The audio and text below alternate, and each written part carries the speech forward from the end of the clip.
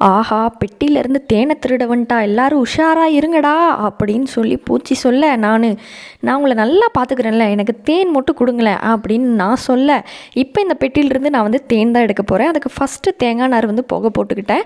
அதுக்கப்புறம் அப்படியே பார்த்தீங்கன்னா வந்து அது மேலே கொஞ்சம் கொஞ்சமாக அடித்தேன்னா ஜஸ்ட்டு வந்து கண் எறிகிற மாதிரி இருக்கும். ஸோ அதனால் எல்லாமே உள்ளே போயிடும். இந்த மாதிரி 4 அடையில் ஃபுல்லாமே தேன் வச்சுருக்குது.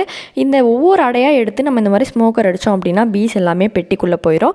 போனதுக்கப்புறம் நம்ம அந்த அடையை எடுத்து என்ன பண்ணணும்னு பார்த்தீங்கன்னா, மேலே வந்து அது சீல் மாதிரி பண்ணி வச்சுருக்கோம். அந்த சீலை வந்து ரிமூவ் பண்ணால் மட்டும்தான் தேன் வரும்.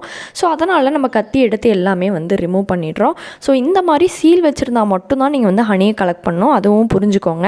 ஸோ அதுக்கப்புறம் நம்ம எக்ஸ்ட்ராக்டருக்குள்ளே வச்சு சுற்றணும் அப்படின்னா ஹனி மட்டும் தனியாக வந்துடுங்க. அடை வந்து டேமேஜே ஆகாது.